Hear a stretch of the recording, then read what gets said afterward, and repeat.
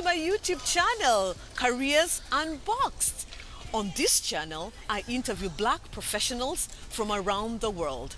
Just so I want to hear their career journeys, what they've been through, what inspired them, what kept them going, why do they do the stuff that they do.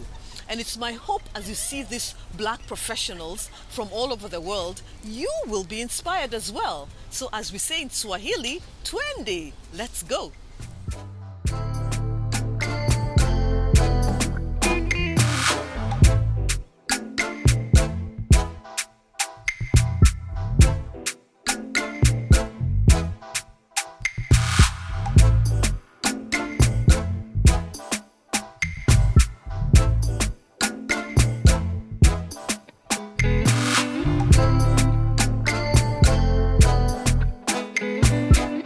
My first guest is one of my favorite people.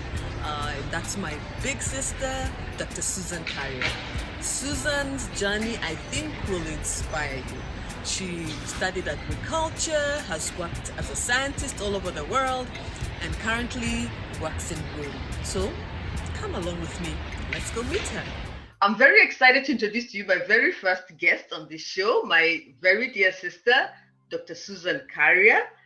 Susan, welcome to the show. Thank you so much for having me, Kaaria. It's a pleasure. Yeah. So I thought that your career journey has been very interesting. You've had an outstanding career, and I think you would inspire other people who are, trying to find their way, whether choosing a career, what to study, or people who just to inspire other people also to aim high. So maybe to start us off, why don't you tell us where do you currently work and what does your work involve? So thank you very much. I work at the Food and Agriculture Organization of the United Nations. In short, it's called FAO. And within FAO, I work on gender issues, focusing really on making sure that all the work that the organization does in terms of agriculture, food security, and nutrition adequately addressed the challenges that rural women face. So the essence about it is, as you know, in many parts of the world, rural women play a huge role in agriculture as farmers. However, for many different reasons, these women face lots of barriers in accessing all the things they need in order to be good farmers. They have problems in accessing land, in accessing inputs, extension services, markets, etc., etc., etc. So my job is to make sure that as people or as agriculture scientists, technical people, develop all these technologies to improve farmers' access to all these opportunities, that whatever they do, rural women are also able to access it. Where did you study and what did you study? Okay. And then that will segue into how that academic training prepared you for what you're currently doing. So I began my career very simply as an agriculture officer. I studied general agriculture, which, when you think about it in the simplest way, it's figuring out how to produce or to grow bigger, better crops, bigger, better livestock. So very general agriculture. And then my first job was as an extension officer, where I started to work with farmers to really share all these kinds of expertise and knowledge. But very quickly realized there were more important issues at play than just growing bigger, better crops. As I've just told you, figuring out why is it women could not access the fertilizers, the inputs, became quite an important issue for me. And then I recognized that if I was going to work with them, it was important that I advance my career a bit more. And so I decided to go to do my master's degree, which I did in Iowa State University in the US. My master's degree is in agriculture economics. So you can see I'm transitioning slowly from agriculture to the social to the economics. Yes. And then after my master's degree, I did a PhD in natural resource economics. So maybe tell us a little more. You started as an agricultural officer. What other jobs did So you I've do? done quite many jobs in my life. So after my master's degree, I came back to Kenya. But of course, when you have a master's degree, then you're able to work at a different level. I don't need to go back to the Ministry of Agriculture in Meru. So I joined the university as a lecturer. It's called Egerton University. Um, and this was really nice because it was at the time when universities were beginning to open up and bring young career professionals into the institution. And actually, when I joined, we were a whole bunch of young people. And it was really useful in terms of motivating the students to see, you can't be a young lecturer. And so I did that for 3 years. And then I realized that if you really want to advance in your career, it makes a difference to have a PhD. And I was very, very lucky because I applied for and got a scholarship to study my PhD at University of Minnesota. It was funded by a wonderful American family who actually even got to make friends with me as I was studying in the University of Minnesota. I had a PhD scholarship from a program called the African Women Leaders in Agriculture and the Environment that was focusing a lot on increasing the number of African women working in the field of agriculture and the environment. I was an excellent program. But I should say several things because the things that I did there really helped me change certain things in my career. Okay. The first thing I did is during my PhD research, I applied to go to do my research work, my fieldwork research in Malawi. It was an amazing experience. It brought me very many different things. Of course, it allowed me to collect my data and write an excellent thesis. But I did my PhD research attached to an international agriculture research organization called ICRAF. And while I was in Malawi, I lived with an ICRAF scientist in her house. She rented me one of her rooms in her house. And I began to realize that actually your life can change. She lived very well. She was very well respected, and she became one of my mentors in life. So this again, when I was finishing, I said, I want a job in the international agriculture research. And she was also a Black woman, right? She is a Kenyan woman. Wow. Yes. Made a huge difference in my life. So when I graduated, I already knew that going forward, I do want to work for the international agriculture research. But what I did as I was graduating is I applied for a very prestigious fellowship called the Warren Weaver Fellowship, which is it's no longer functioning, a fellowship that was given by the Rockefeller Foundation, which is a philanthropic organization. And the aim of the program was to bring in young professionals who could help and improve the kinds of programs that the Rockefeller Foundation had. So I spent 1 year in New York on this program. And then I started to look for jobs within the international agriculture research. And there are several things I want to say about this. One, when I started to look for jobs, I was very timid, and I was looking for a job to go back to Kenya. And then I realized all my male colleagues, they were looking for jobs in Australia, in you name it. So I saw a job in Philippines and I applied for it. It's important to step out of your comfort zone. I think that's what I'm trying to say. And through that interview, I actually got a job in one of the international research centers that was in Cali, Colombia. But I think it's important for you to say what was required of you to do this job in Cali, because I remember you having to learn an additional skill, and I'll let you tell others. Okay. So I want to say several things. When I So when I did the interview in the Philippines, it was really important. I did not get the job in the Philippines, but 4 of us people that interviewed all got hired by the institution.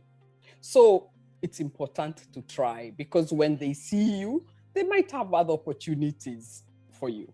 So when I went to Cali, well, first I was a bit anxious about going to Cali, Colombia. And I remember talking to my supervisor at the time. I was still at Rockefeller Foundation. And lucky for me, he had been working at SIAT previously.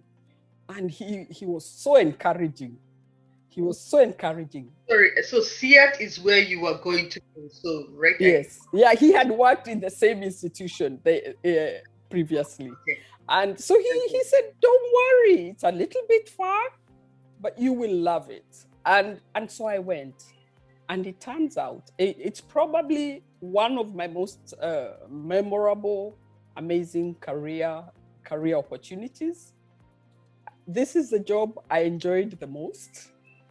But one of the things that was really interesting is that the organization is called SIAT, the International Center for Tropical Agriculture.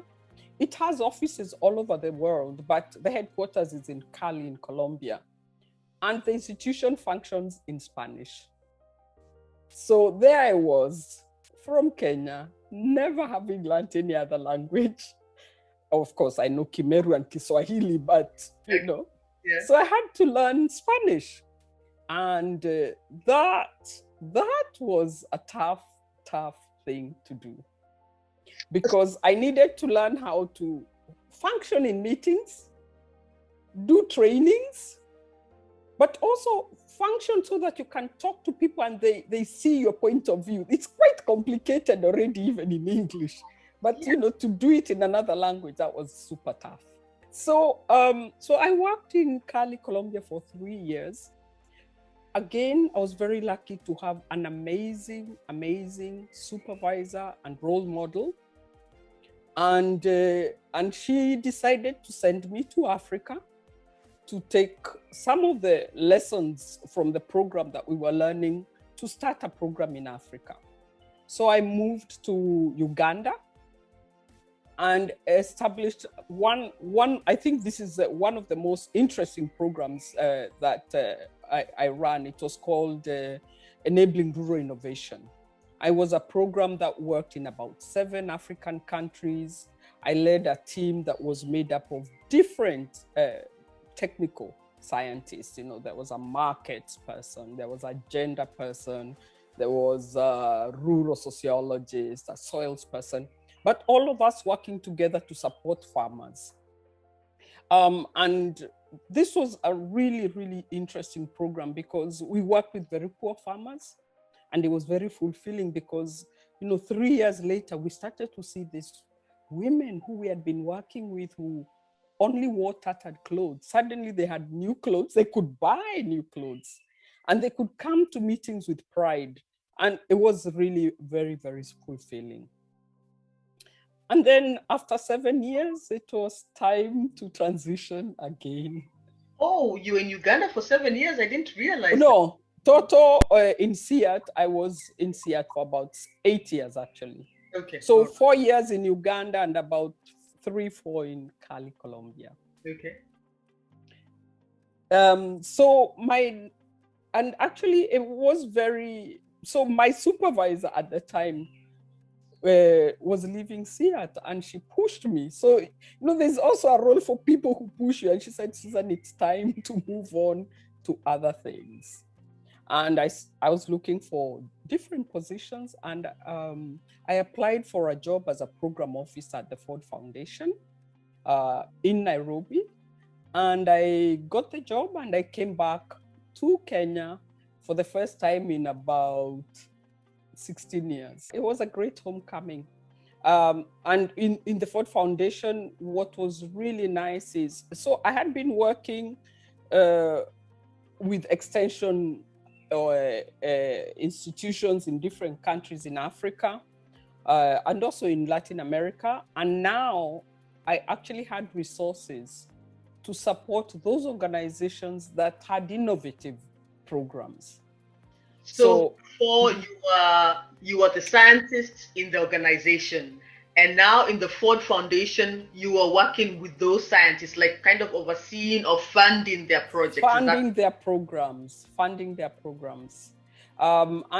In Ford Foundation, the way you fund programs is you really become a technical person with them. So it's important that you understand the field so that you can discuss ideas for funding with them. You can discuss where you want, what the end point is, how to, maneuver the program to get the kinds of results.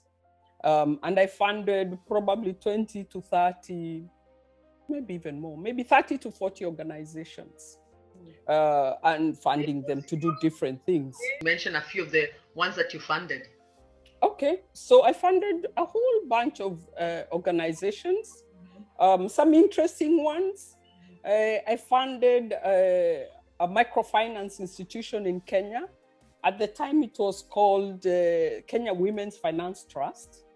Now it's changed its name. It's called Eco Network Africa. And it's an institution, it's a microfinance. Now it's a bank, actually. It's a bank that gives loans to women. And what I was funding them to do was to be innovative and to develop credit type programs or loans for rural women, for farmers, for the agricultural community.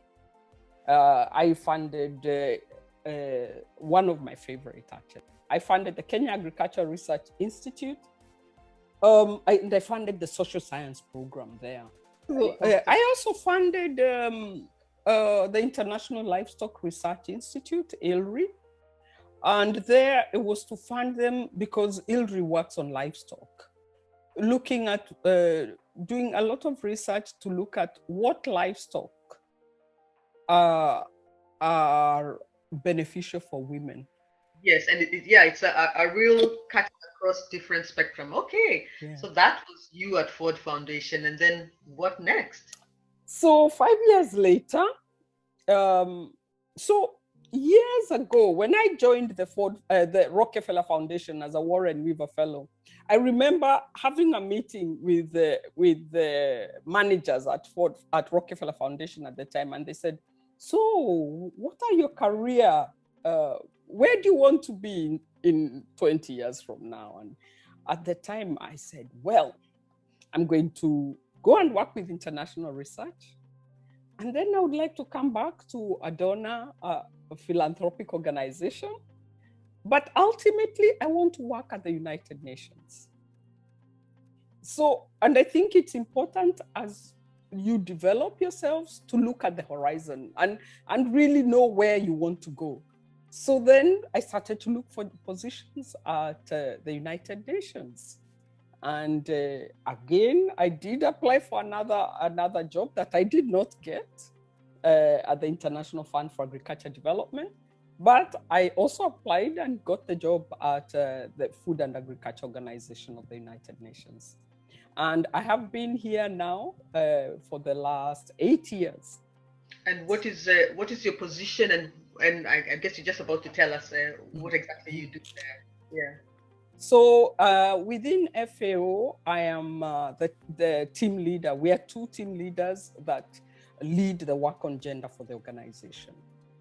And what that means is, regardless of where you are, and if the Food and Agriculture Organization is a global organization, but anytime there are issues around gender, they ask us about how to move forward. So I'm a team leader for gender.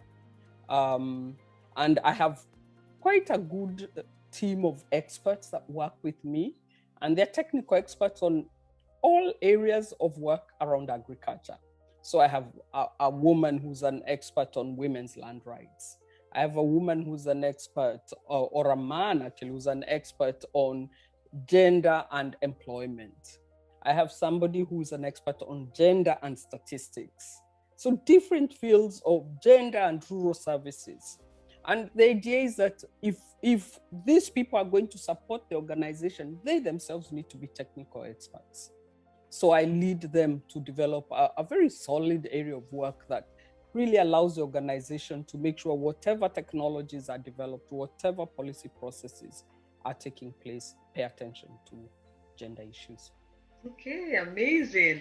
And it sounds from the things, the examples that you've given, and even about your career journey, it seems that there are certain people or who kind of played significant roles in urging you forward. So, I mean, if you're to speak to somebody who is going into a young professional, for example, or somebody trying to go into university thinking about their career, what advice would you have in terms of finding this kind of people, or just in that regard? Okay. I think a really important issue is you can never downplay the role of mentors. And the mentors come from, and role models, yeah? I always say the first role model I have is my mother, is our mom, who went to school as an adult. We were all born, and she got her degree while she was raising us and working full time. You know, what other role model can one wish for? And she did it so that we know education is really important. And this has been something that has stayed with me. And then, as I mentioned, really my relationship with the scientists in Malawi, hugely important in shaping me. And you know, sometimes as a woman working in these fields, you do find detractors. And so you do need people who believe in you and will support you. And this is a role that the scientists in Malawi did. It is a role that my supervisor in SIAT, who was another amazing woman, did. And she gave me lots of, it's not only career advice, it's also when you start to have a family and you're trying to balance, you know, the high-flying traveling job with raising a family. And she had really good advice around that. What advice do I have for young people? There are no shortcuts at all. Actually, if there were shortcuts, I would also take them. You need to work hard, and you need to volunteer for things. So even in my team, I see the young people that move forward. So I do recruit interns, and I do recruit junior consultants. And you can see the young ones that prosper and continue are the ones that work really hard, who do a thorough job. So not looking for the shortest way to write the paper, but the most thorough way to write that paper. And there is no shortcut there. Education, if you can, is really important. If you want to work for the United Nations, in my team, I mostly recruit people who at least have a master's degree. But if you don't get the master's, think about the other trainings, other certificates that make you a bit different from the other person. Be willing to step outside the box, yeah, the comfort zone. Yes. Really important. And so sometimes we see jobs and we think, oh, they'll never hire me. Don't worry. If you qualify, interview for it, because they may not take you for the job you've applied for, but they may find other positions that work for your skills and talents.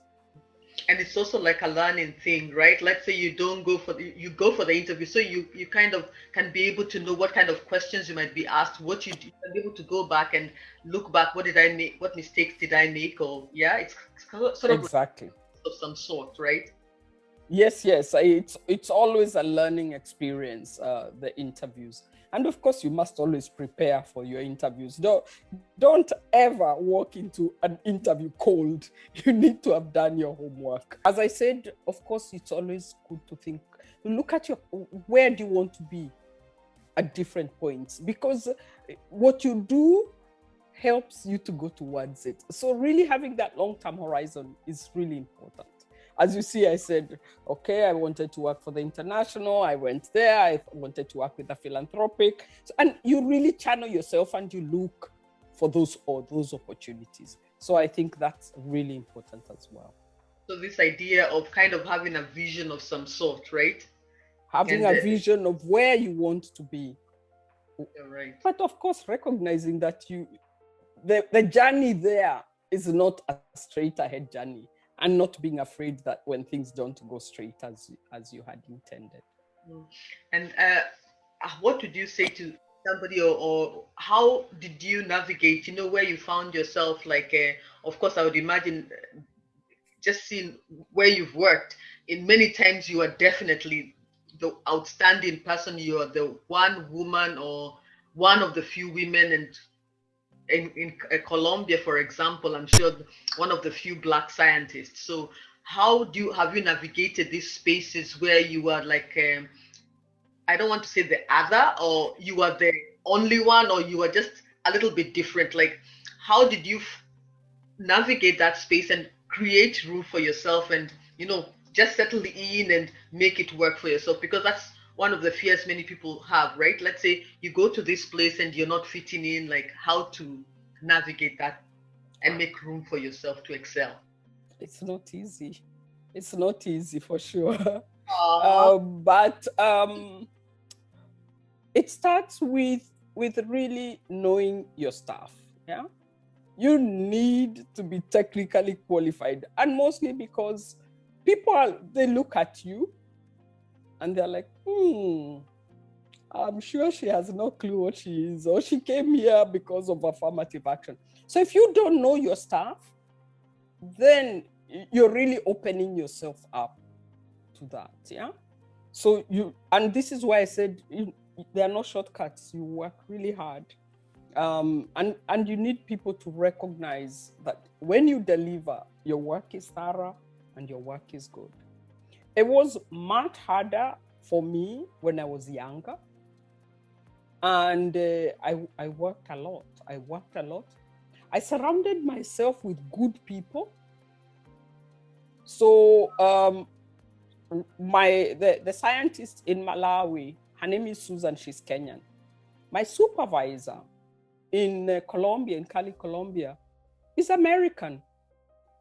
But she was committed to support me. My supervisor at Rockefeller Foundation is a man, he's American, again, committed to supporting. So really find these people that are concerned about you and want to shape you. Find people that you can always go back to when you feel uncertain, or because there are people who will always reinforce you and say, no, you can do this.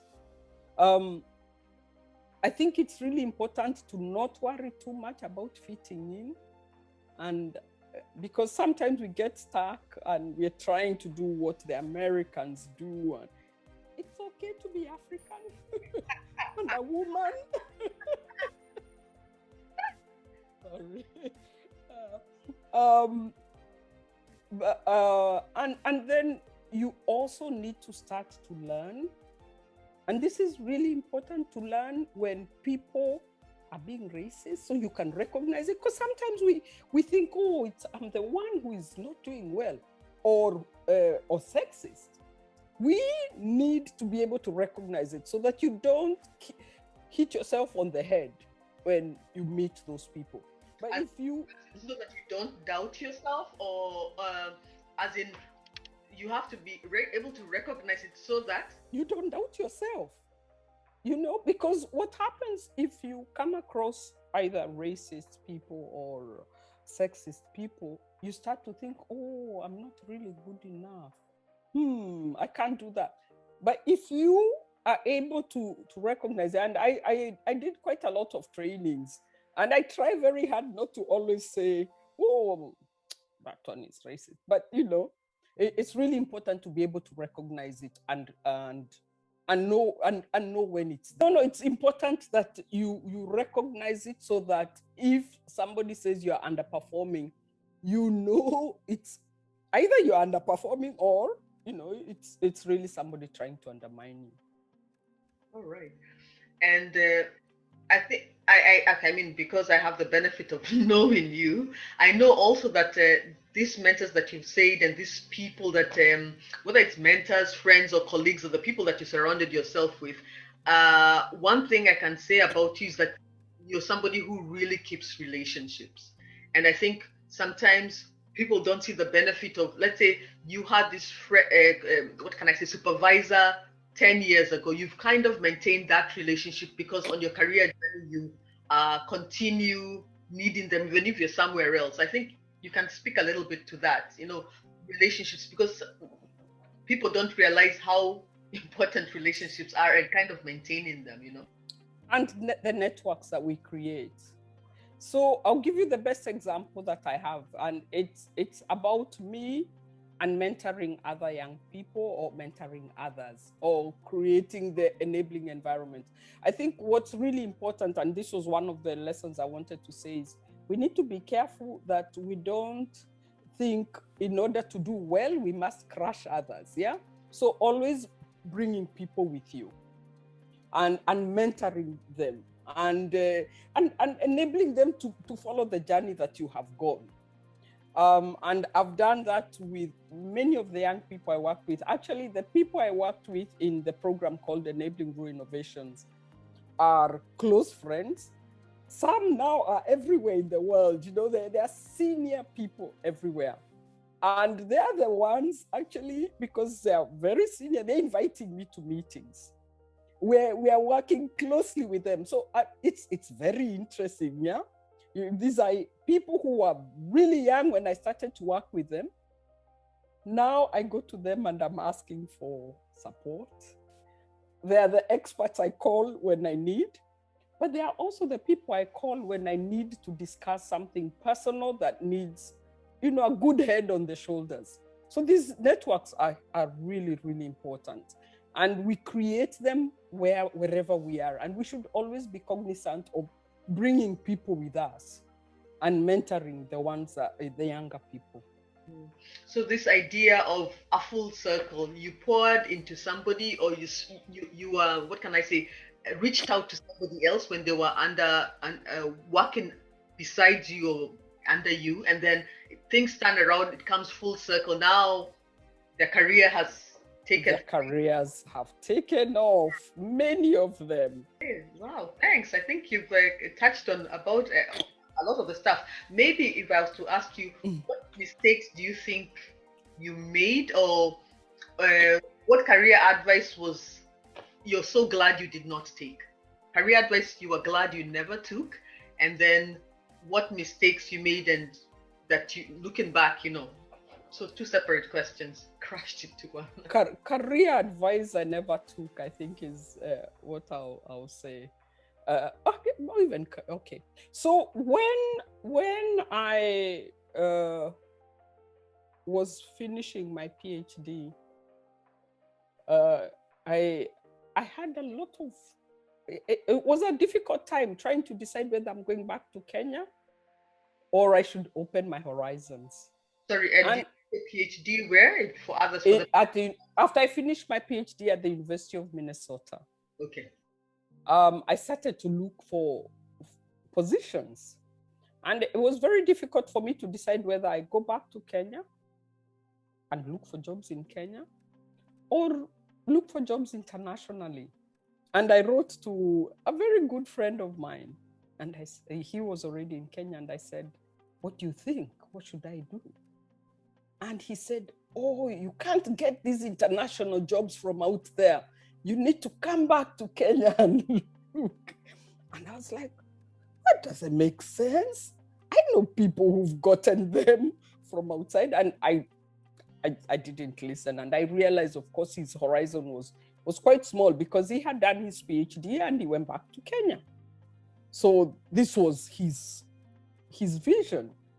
And I didn't need to follow that vision. So that was, I think. Oh, I can think of something really very simple. It's not a mistake. Yes. I think we shouldn't worry so much what we study initially. Okay, that's because we get very anxious. So if I study computer science, then But actually, it turns out all this education we get, it gets mediated by the circumstances and the environment in which you are. I did not study gender.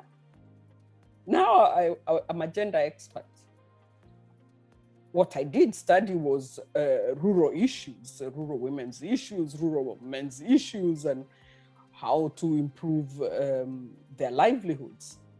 Now I'm totally in a different career. I'm a team leader for gender at FAO. If you had asked me if this is where I was going with my bachelor's degree in agriculture, I would never have seen this as a pathway. The other thing that we should always do is, if an opportunity comes, we should never really turn it down. I remember one of my young researchers that I was working with in Uganda, and she got an opportunity to go and do her PhD in a university in Austria.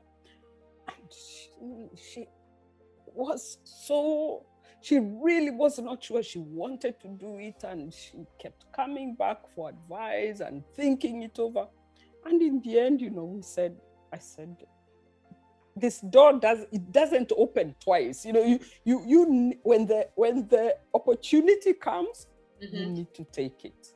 And you need to be open enough to see it as an opportunity, because these kinds of things don't come twice. So there can be a lot of opportunities that you forgo just because you're not yet ready. I think that we really have to keep our vision quite broad and to look for opportunities and to recognize them when they knock on your door. Wow, Susan, thank you so much. That's a really amazing. I think you've covered a lot of ground. Just really excellent tips for people who are thinking, young professionals or people going into university. I think you've provided a very good overview in terms of your career. You can draw some excellent lessons. Any parting comments or remarks or anything you'd like to close in? Thank you very much, Kaaria, for this opportunity. I think my parting words are, there are no shortcuts, really. You do have to put in the hours, you do have to work hard. Over to you. Okay, excellent. Thank you. So, and that marks our show for this time. Thank you, everybody. Bye-bye. Bye. Thank you. Bye-bye.